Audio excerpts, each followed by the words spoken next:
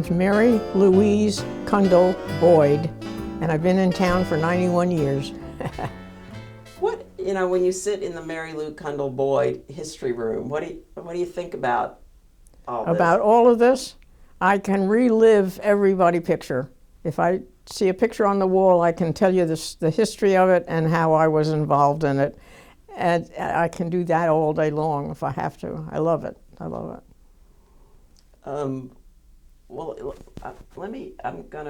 gonna grab a picture. That picture, that's the last time that they took the train into New York City from the railroad. After that, they didn't have passenger service anymore.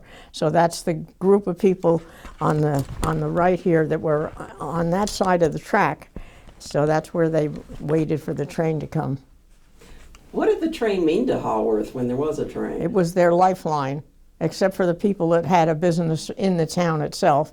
Everybody went into New York City to work. I can remember going in on the railroad on Saturday. All of us girlfriends would get in there and go to Radio City Music Hall, and we would take the train in there and the ferry boat across. So this picture with the tank, what does that conjure up? That's the water tank. This is the water tank where they had water that was distributed to all the homes in Haworth as the lines were built in Haworth for that. And that tank was filled up on a Sunday morning from the spring on Owatonna Street, down at the end of Owatonna Street. They would start the pump going, and it would pump that water up into this tank all day Sunday, and then during the week the water would be distributed to the different homes. And just the gravity would... Gravity would do it, right. And of course the man that took the tank down was an engineer, and he had it all figured out in his head, and he cut it the wrong way and it fell across Schralenberg Road, blocked traffic all day long, and brought a slew of people to come and see the water tank across Tank Hill. His name was Mr. Hall. He did that. He miscalculated. Yes, he did.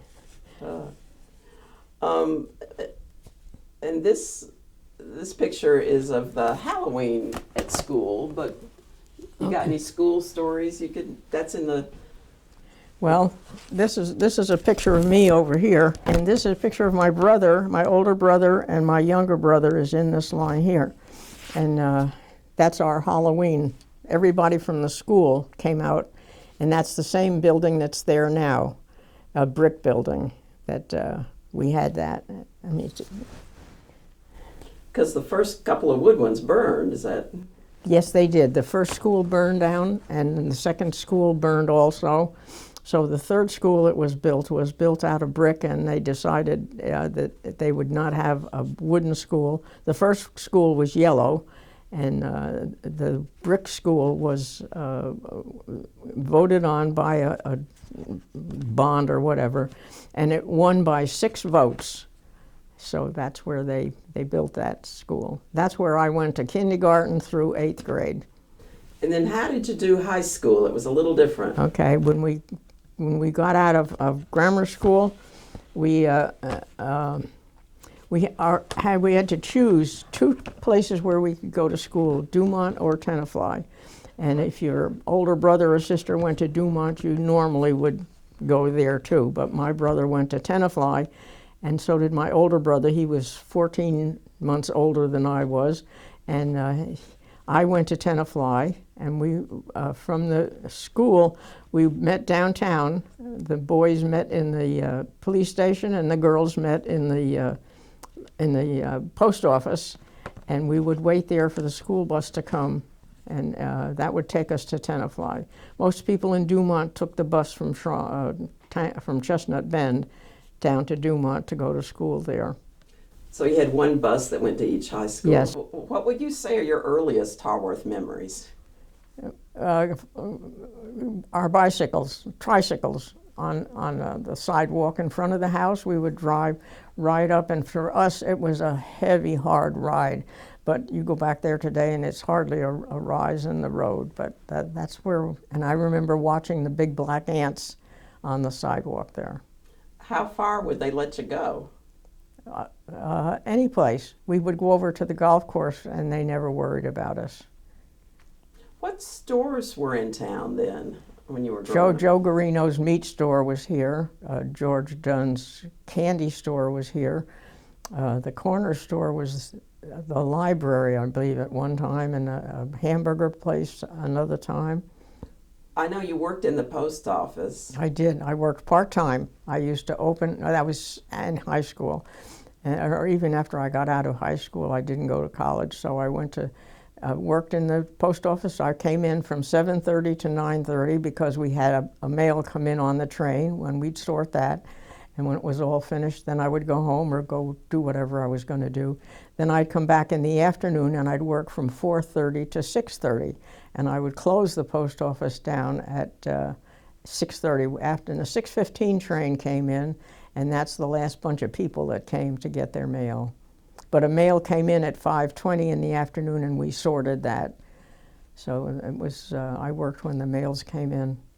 Was the post office kind of a meeting place? Oh yes, yeah, because you didn't get delivery. Your mail was not delivered. You had to come down to get your mail, and everybody had a mailbox. And I think the rent was 15 cents a year or 25 cents a year, and they knew from coming down. I could go past the post office in my car, and my box was 61 up in the corner, and I could always tell whether we had mail in there. So it turned into kind of a social gathering. Yeah, especially all the ladies came down to meet the trains when their husbands coming home, and that's where they'd sit there and gossip and catch up on the news of the day. Are there any, in your time here, what Haworth events stand out in your mind? I guess the tank falling the wrong way. Yeah. Were there any other? The spring, that's my favorite place in Haworth, besides the tennis courts, is the spring at the end of Owatonna Street. And Mr. Holbrook, who lived in the house behind what's now the pond, built that spring for his water, and it never ran dry. I never remember it running dry. And we used to go down there and get spring water from there, and it was just delicious. And that was the spring that they'd used to feed the water tank? That's right, yeah.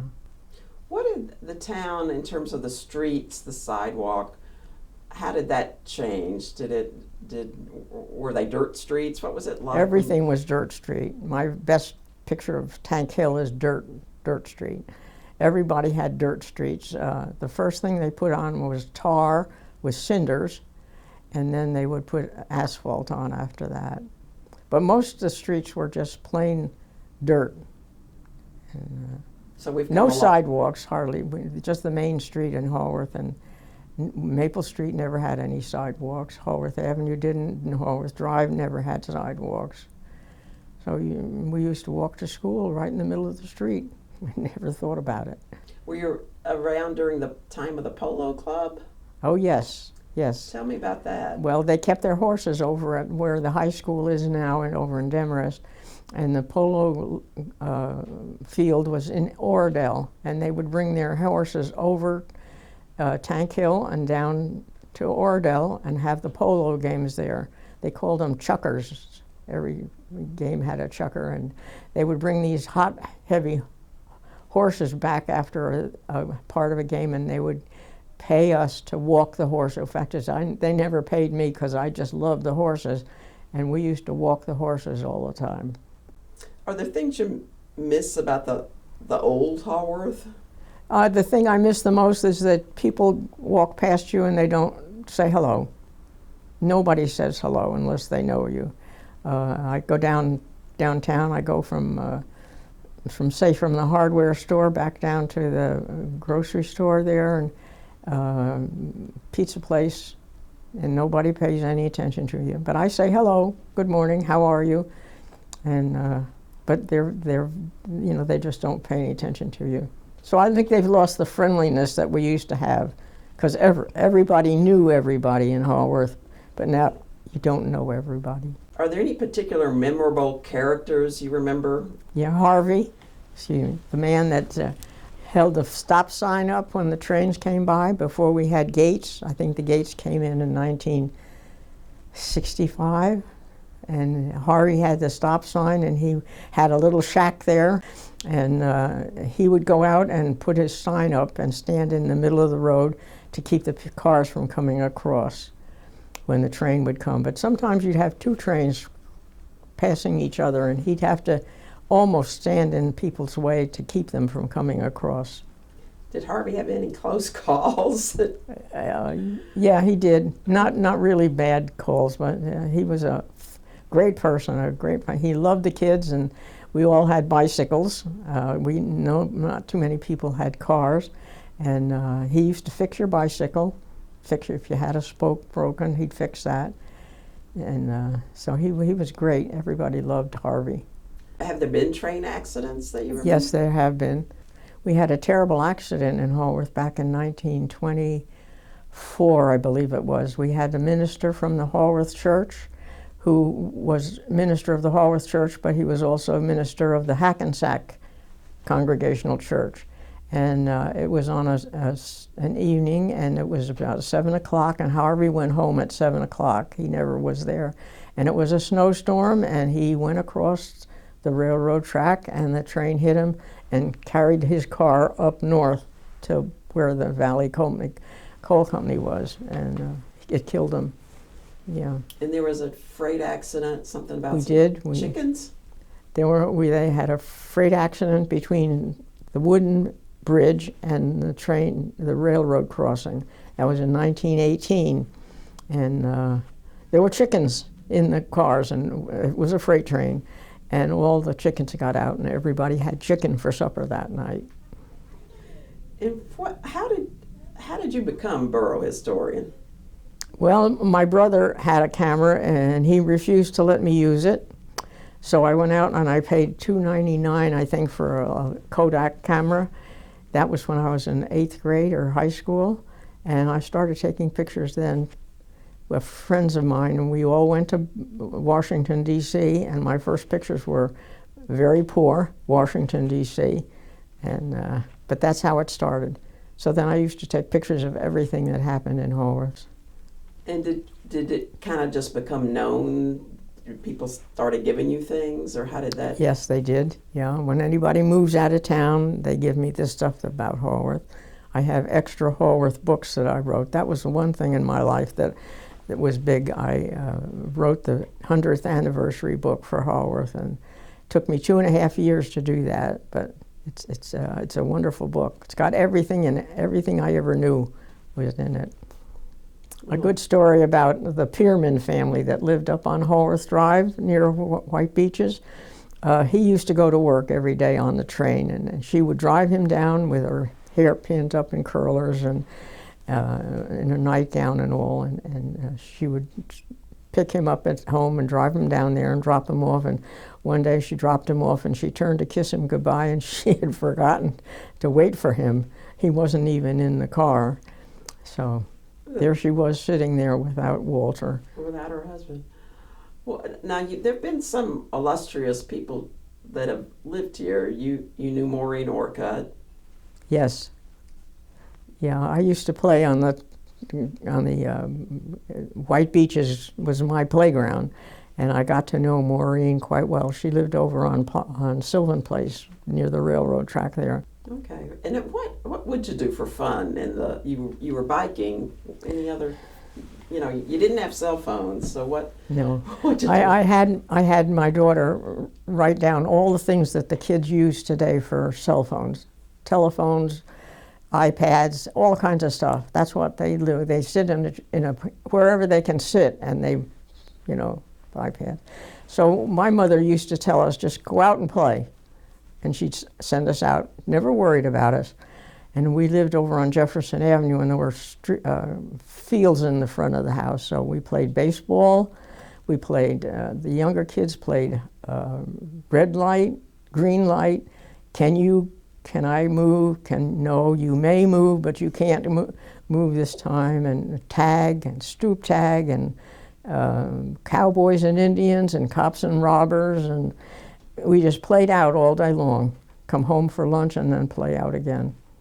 So we did those kind of things, whereas today they just sit with these things and That's all they do. They missed a lot of fun.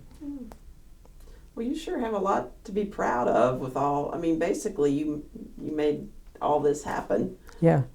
So I hope you feel good about that. Yes, I do. I feel good about the book that I wrote because it has everything in it.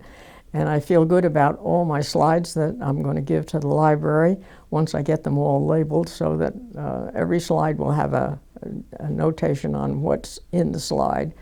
That's a big job because I didn't have that all done, but I'm getting toward the end of it now. Anything you want to add that we didn't touch on? Oh, We gee. covered a lot of territory.